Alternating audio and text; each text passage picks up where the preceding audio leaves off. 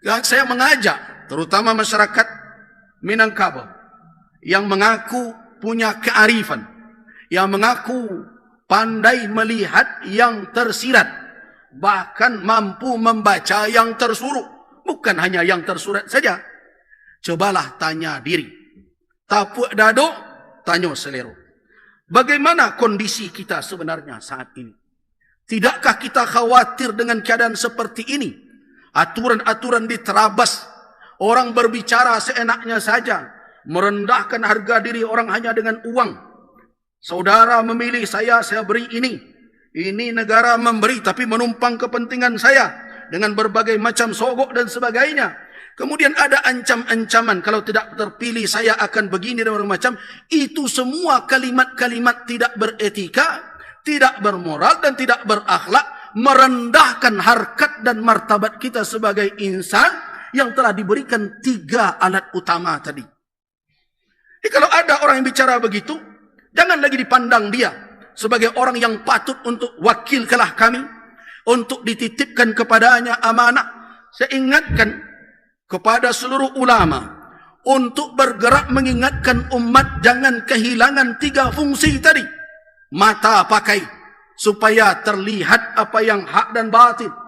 Kemudian yang kedua, telinga pakai, dengarkan berbagai informasi dan saring mana yang benar dan mana yang salah. Dan yang paling utama adalah pergunakan nalar yang diberikan oleh Allah Subhanahu wa taala, karena itu bias cahaya yang ada di dalam kalbu kita yang terus kita katakan kita muslim, kita mukmin.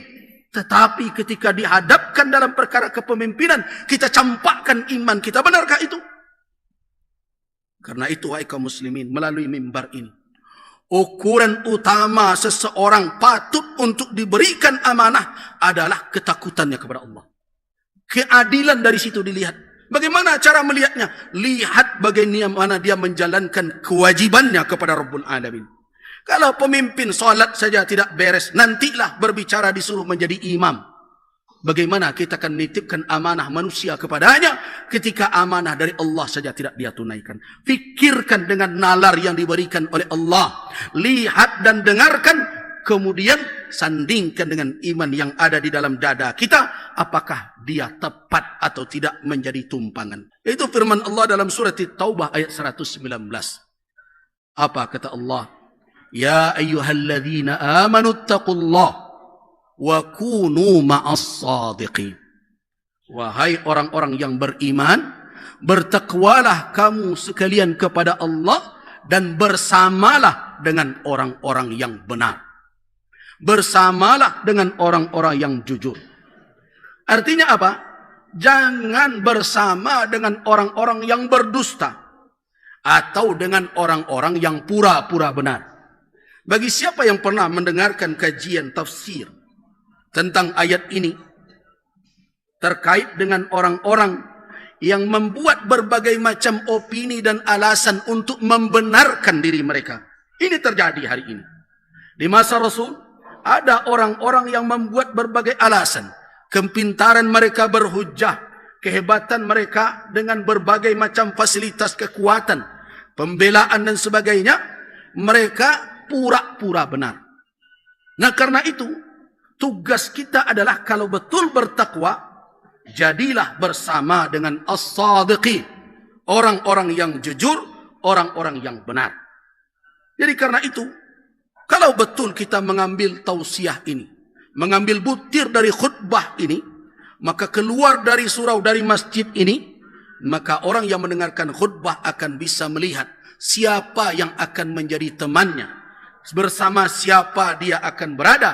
Kuncinya adalah ma'as-sadiqin, bersama orang-orang yang benar lagi jujur.